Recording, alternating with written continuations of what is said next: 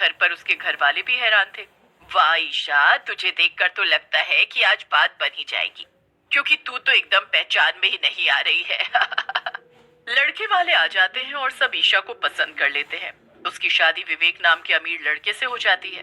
लेकिन शादी के अगले दिन ही जब ईशा मेकअप उतार कर सबके सामने आती है तो उसके पति और ससुराल वालों के होश उड़ जाते हैं।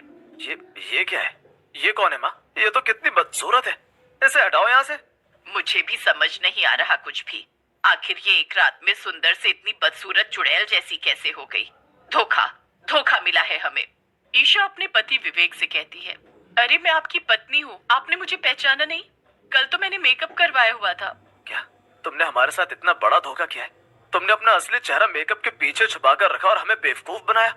निकल जाओ मेरे घर से अभी के अभी। नहीं नहीं, ऐसा मत करिए। मैं भला कहाँ जाऊंगी, लोग हंसेंगे मुझ पर। अरे मैंने तुम्हें अगर यहाँ रहने दिया तो लोग मुझ पर हंसेंगे, समझी? चलो निकलो यहाँ से। विवेक और उसके घर वाले मिलकर ईशा को धक्के मारकर घर से निकाल देते हैं।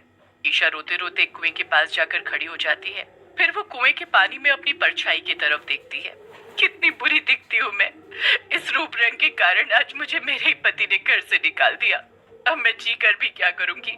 अब मेरा मर जाना ही ठीक होगा। इतना कहकर ईशा कुएं में कूद जाती है और मर जाती है। मरने के बाद वो एक चुड़ैल में बदल जाती है।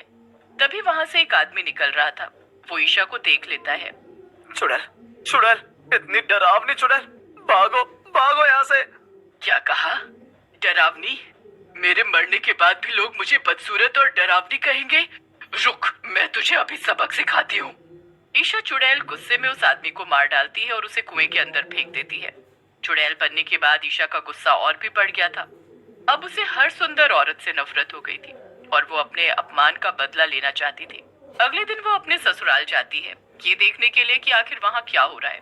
उसके पति ने रातों रात एक बहुत सुंदर लड़की से दूसरी शादी कर ली थी ताकि लोग ये ना जान पाएं कि उसकी शादी किससे हुई थी। ये क्या, इतना बड़ा धोखा! मुझे मरे हुए अभी एक दिन भी नहीं हुआ और ये लोग मेरी जगह किसी दूसरी सुंदर लड़की को बहू बनाकर ले आए। नहीं, मैं इन्हें ऐसे नहीं छोड़ूंगी। चुड़ैल वहां से गुस्से में जाती है और उसे एक ब्यूटी पार्लर नजर आता है। वो उस पार्लर के अंदर जाकर उस पार्लर की मालकिन को मार देती है और खुद वहां की मालकिन का भेष बना लेती है। आने दो अब इस शहर भर की औरतों को। ऐसा मेकअप करूंगी कि याद रखेंगी। अगर मैं खूबसूरत नहीं हो पाई तो आज के बाद इस शहर की एक भी औरत खूबसूरत नहीं दिखेगी। चुड़ैल के ब्यूटी पार्लर में सबसे पहले मीना आती है। मीना वही औरत थी जिससे ईशा के पति ने दूसरी शादी की थी। वाह, ये तो बहुत अच्छा हुआ। सबसे पहला ग्राहक मेरा सबसे बड़ा दुश्मन ही निकला। ये बहुत अच्छा मौका है विवेक और उसके परिवार से बदला लेने का। अब मजा आएगा ना? जी, आप ही यहाँ की मालकिन हैं? हाँ हाँ, मैं ही हूँ। अंदर आइए ना, बताइए आपको। जी, मेरी कल ही शादी हुई है और शादी के बाद आज मेरी पहली मुँह दिखाई है, तो आप मुझे सुंदर सा तैयार कर दीजिए। मेरे पति कहते हैं कि उन्हें मेरा चेहरा एकदम चांद जैसा लगता है, तो आप इस चांद को और निखार दीजिए। ओह, ऐसा क्या? ठीक है, फिर मैं आपके इस चांद के चेहरे को और ज्यादा निखार दूंगी। बस मुझे थोड़ा सा वक्त दीजिए। आइए बैठिए। चुड़ैल मीना का मेकअप करना शुरू कर देती है। देखते ही देखते वो उसके चेहरे को बहुत डरावना बना देती है और आखिर में वो उसके चेहरे पर एक स्प्रे छिड़क देती है। ईशा खुद से कहती है, अब ये स्प्रे छिड़कने के बाद इसका चेहरा पहले जैसा कभी नहीं हो पाएगा। क्या कुछ कहा आपने? नहीं नहीं नहीं नहीं, कुछ भी नहीं। वैसे ये लीजिए, आपका मेकअप पूरा हुआ, अब आप आंखें खोल सकती हैं। मीना अपना चेहरा जैसे ही आईने में देखती है वो जोर से चिल्लाती है, आओ! ये क्या किया? ये तूने क्या किया?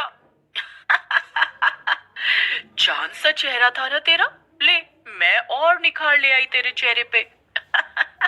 अब जा अपने पति के पास अपना ये चांद जैसा चेहरा लेकर। तभी ईशा वापस से चुड़ैल में बदल जाती है। मीना उसे देखकर बहुत डर जाती है और वहां से भागती हुई अपने घर पहुंचती है। घर जाकर वो सारी बात अपने पति और सास ससुर को बताती है। हे भगवान, ये क्या? तुम्हारी शक्ल तो मेरी पुरानी बीवी से भी भद्दी हो गई है। लगता है कि मेरी किस्मत ही खराब है। चलो निकलो मेरे घर से, तुम्हें सबसे मिलवा करके मैं अपनी नाक थोड़ी कटवाऊंगा। ये आप क्या कह रहे हैं? इसमें भला मेरी क्या गलती है जो आप मुझे घर से निकाल रहे हैं? मीना वहां से रोते रोते बाहर चली जाती है। वहीं दूसरी तरफ चुड़ैल ने अपनी ब्यूटी पार्लर में आई कई औरतों को डरावना बना दिया था। सारे शहर में अफरा तफरी मच गई थी और औरतें यहाँ वहाँ रोती फिर रही थी। जब उनके पतियों को पता चला तो सारे के सारे विवेक के घर जा पहुंचे। क्यों भाई विवेक, ये सब क्या चल रहा है? सुना है कि तुमने अपनी पहली बीवी को घर से भगा दिया और वो एक चुड़ैल बन गई, और अब वो शहर भर की औरतों को अपने ब्यूटी पार्लर में डरावना बना दे रही है। वो ये सब नहीं चलेगा, चलकर अपनी चुड़ैल बीवी से बात करो और हम सबकी बीवियों को पहले जैसा करो, वरना हम तुम्हें छोड़ने नहीं वाले। इतने सारे लोगों को ऐसे गुस्से में देखकर विवेक घबरा गया। वो वहां से भागने लगा, लेकिन लोगों ने उसे पकड़ लिया और चुड़ैल के पार्लर ले जाने लगे। वहीं दूसरी तरफ विवेक की दूसरी पत्नी मीना अपने साथ हुए हादसे को बर्दाश्त नहीं कर पा रही थी। उसने फैसला लिया कि वो अपनी जान दे देगी। ऐसे जीने से अच्छा तो यह है कि मैं मर जाऊं। मीना एक ट्रक के आगे कूदने ही वाली थी, लेकिन तभी वहां पर चुड़ैल आ जाती है। अरे ये तू क्या कर रही है? रुक जा, चली जाओ यहाँ से। तुम्ही ने मेरा ये हाल किया है। मैंने आखिर तुम्हारा क्या बिगाड़ा था? तुम्हें बदला लेना था तो विवेक से लेती। गलती सिर्फ विवेक की ही नहीं थी, तुम्हारे जैसे कितने सारे लोग हैं जो बस हर वक्त खूबसूरती खूबसूरती का गाना गाते रहते हैं। अरे अगर मैं खूबसूरत नहीं थी तो इसमें मेरी क्या गलती थी? क्या मुझे जीने का और खुश रहने का हक नहीं? चुड़ैल जोर जोर से रोने लगती है। मीना को ये देखकर बहुत बुरा लग रहा था। मैं तुम्हारी बात समझ गई हूँ, मैं मानती हूँ हम सबसे गलती हुई है और हमें इसकी सजा भी मिल गई है, लेकिन अब तुम सबको पहले की तरह ठीक कर दो। ऐसे दूसरों को परेशान करके तुम्हें भी कोई खुशी नहीं मिलेगी। हाँ, शायद तुम ठीक कह रही हो। ठीक है, मैं सबको पहले जैसा कर दूंगी। हाँ, और मैं सबसे कहूंगी कि तुमसे आकर माफी मांगे, विवेक और उसके घर वालों से भी। क्या? नहीं, वो लोग कभी अपनी गलती नहीं मानेंगे। तुम उन्हें जानती नहीं हो क्या? उन्होंने तुम्हारे साथ भी तो कितना बुरा किया है। तभी कई लोग विवेक को पकड़कर वहां ले आते हैं। चुड़ैल और मीना उन सबको ऐसे देखकर हैरान हो जाती हैं। ये क्या, आप लोगों ने इन्हें क्यों पकड़ रखा है? देखो, इसकी बात बिल्कुल मत सुनो तुम लोग। मुझे छोड़ दो और तुम सब भी यहाँ से भागो।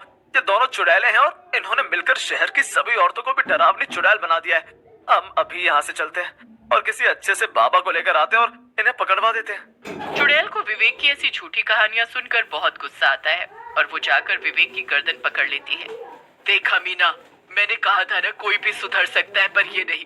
इसे कोई माफी नहीं मिलेगी, बल्कि सजा मिलेगी, सजा। इतना कहकर चुड़ैल विवेक को हवा में उछाल देती है और फिर जोर से वापस जमीन पर पटक देती है।